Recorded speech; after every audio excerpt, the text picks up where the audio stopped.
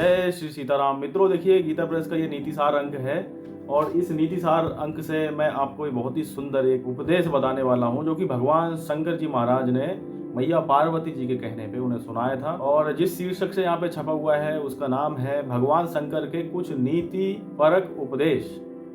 10 उपदेश दिए हैं भगवान शंकर ने माता पार्वती जी के लिए बताए हैं। ये सबसे पहला है कि सबसे बड़ा धर्म और सबसे बड़ा पाप क्या है। तो भगवान शंकर जी ने देवी पार्वती जी के पूछने पर उन्हें नीति धर्म उपदेश प्रदान किया है जो बड़ा ही उपयोगी और परम हित साधने वाला है। भगवान शंकर जी बताते हैं कि सबसे बड़ा धर्म है सत्य और सबसे बड़ा पाप है असत्य। तो सबसे बड़ा धर्म क्या है? सत्य। और सबसे बड़ा अधर्म क्या है? असत्य। फिर दूसरा उपदेश बताते हैं जो कि कर्म का साक्षी स्वयं को समझे। यानी भगवान शंकर जी बहुत ही मार्मिक बात बताते हुए कहते हैं कि मनुष्य को चाहिए कि वह अपने शुभ और अशुभ कर्म में सदा अपने आप को ही साक्षी माने और मन, वाणी तथा क्रिया द्वारा कभी भी पाप करने की इच्छा ना करे, क्योंकि जीव जैसा कर्म करता है वैसा फल पाता है।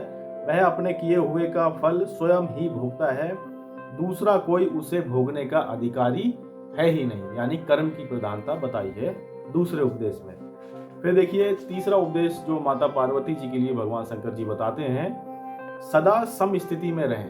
सदा सम स्थिति में रहें। भगवान शिव कहते हैं कि मनुष्य योनि में उत्पन्न जीव के पास गर्भावस्था से लेकर अंत तक दुख और सुख आते रहते हैं। यानी जब मनुष्य गर्भावस्था में होता है तब से ही स्टार्ट हो जाते हैं दुख और सुख। उनमें से कोई एक मार्ग यदि किसी मनुष्य को प्राप्त होता है, यानी अगर ज्यादा दुख हो रहा है या सुख हो रहा है, तो चिंतित नहीं होना चाहिए। ऐसा भगवान शिव जी माता पार्वती जी को उपदेश के माध्यम से यहाँ पे बता रहे हैं। यानी कि मन की स्थिति सम होनी चाहिए। फिर देखिए चौथा जो उपदेश है, आसक्ति कैसे हटे। आसक्ति कैसे हटे इस नाम से है, जीव का संसार के प्रति जो ममत्व बन गया है, आसक्ति हो गई है, वे छूटती नहीं है। इस आसक्ति का बंधन बड़ा ही दृढ़ है। आसक्ति मिटे बिना कल्याण संभव नहीं है, अतः उसके मिटने का कोई उपाय होना चाहिए। उसी के विषय में भगवान शंकर एक सुगम उपाय बताते हुए कहते हैं कि हमें जहां या जिस व्यक्ति, परिस्थिति, घटना आदि में आसक्ति हो रही है उसमें दोष दृष्टि करनी चाहिए। तो भगवान शंकर जी यहाँ पे बहुत बड़ी बात बताते हैं कि जिस भी अगर व्यक्ति में आसक्ति आपकी हो रही है या परिस्थिति में आसक्ति है या कोई घटना में आसक्ति है, तो वहाँ पे उस घटना में कुछ दोष दृष्टि ढूंढ लें, तब वहाँ से आसक्ति हट जाएगी। यानी किसी आदमी से ज़्यादा लगाव हो गया है, मनुष्य से ज़्यादा लगाव हो गया है, या फिर कोई वस्तु है उससे ज़्यादा लगाव है और वो आपको प्राप्त नहीं हो पा रही है, तो ऐसी स्थिति में आपको दुख ही होना है। तो इसलिए उसमें कुछ ना कुछ दोष दृष्टि देख लीजिए, जिससे कि आपका मन वहाँ से हट जाएगा। यानी आसक्ति कैसे हटे, ये भगवान समझाना चाह रहे हैं। फिर पांचवा जो उपदेश बताते हैं माता पार्वती जी के लिए, उसमें बताते हैं कि तृष्णा के समान कोई दुख नहीं है। भगवान शंकर चेतावनी देते हुए कहते हैं कि तृष्णा के समान कोई दुख है ही नहीं और त्याग के समान कोई सुख है ही नहीं। तो इसलिए समस्त कामनाओं का परित्याग कर देना चाहिए, इससे मनुष्य ब्रह्म भाव को प्राप्त होता है। उसके बाद देखिए छठा जो उपदेश बताते हैं उसमें है अर्थ अनर्थ का मूल है। यानी जो अर्थ है वह अनर्थ का मूल है। अर्थ को सभी अनर्थों का मूल बताते हुए भगवान शंकर जी महाराज कहते हैं कि धन के उपार्जन में दुख होता है, उपार्जित धन की रक्षा में दुख होता है, धन के नाश और व्यय में भी दुख ही दुख है। इस प्रकार दुख भाजन बने हुए धन को धिक्कार है। फिर सातवां उपदेश है गौएं पूजनीय है।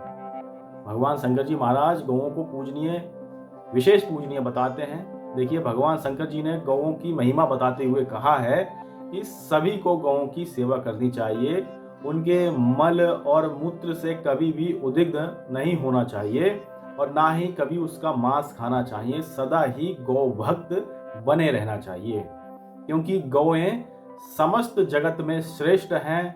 वे लोगों को जीविका देने के कार्य में प्रवृत्त होती हैं, वे सौम्य होती हैं, पुण्यमयी होती हैं, कामनाओं की पूर्ति करने वाली हैं, प्राणदायिनी हैं। इसलिए पुण्याभिलाषी मनुष्यों के लिए वह सदा ही पूजनीय होती हैं। तो गौएं पूजनीय हैं।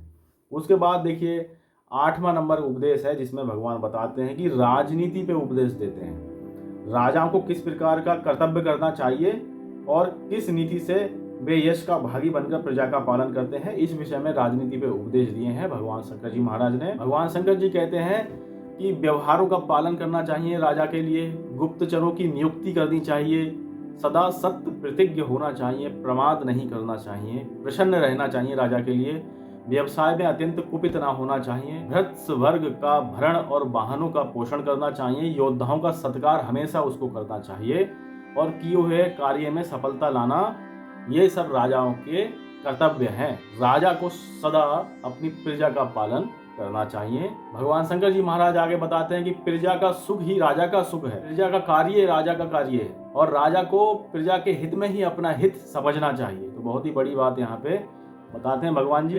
इसके बाद जो है 9वां उपदेश है गृहस्थ के लिए कर्तव्य नीति का निर्धारण। गृहस्थ पे बहुत ही अच्छी बात बताई है। यहाँ पे देखिए भगवान शंकर जी माता पार्वती जी से कहते हैं कि गृहस्थ आश्रम की बड़ी महिमा है और उस आश्रम को सर्वोपरि तथा सभी का उपकारक समझना चाहिए।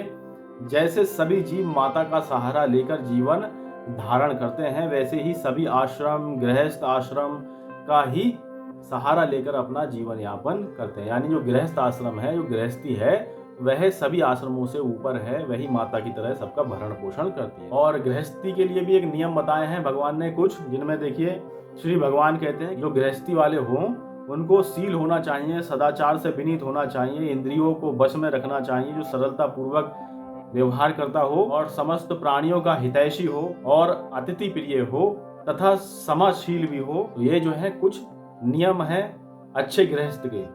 उसके बाद महान आश्चर्य करके यहाँ पे छापा गया है उपदेश भगवान जी का, जिसमें बताते हैं कि भगवान शंकर देवी पार्वती जी से कहते हैं कि देवी, यह महान आश्चर्य की बात है कि मनुष्यों की इंद्रियां प्रति क्षण जीर्ण हो रही हैं। क्षीण नहीं, जीर्ण हो रही। जीर्ण मतलब प्रबल होती जा रही हैं। आयु नष्ट होती जा रही है मनुष्यों की और मौत सामने खड़ी हुई है, फिर भी लोगों की दुखदायी सांसारिक भोगों में भाषणा बनी हुई है। जन्म मृत्यु और जरा संबंधी दुखों से सदा आक्रांत होकर संसार में मनुष्य पकाया जा रहा है, तो भी वह पाप से उदग्ध नहीं हो रहा है। इस प्रकार भगवान शंकर नीति बोध प्रदान करके मनुष्यों को सदा सन्मार्ग पर चलने, अपने विहित कर्तव्य कर्मों को करते हुए भगवान को सतत याद रखने और उन्हें कभी ना भूलने का संदेश प्रदान करते हैं। तो यहाँ पे देखिए 10 उपदेश दिए हैं भगवान शंकर जी महाराज ने माता पार्वती जी के लिए, जो कि बहुत ही सुंदर यहाँ पे मिलते हैं। बोलिए ओम नमः पार्वती पते हर हर हर महादेव।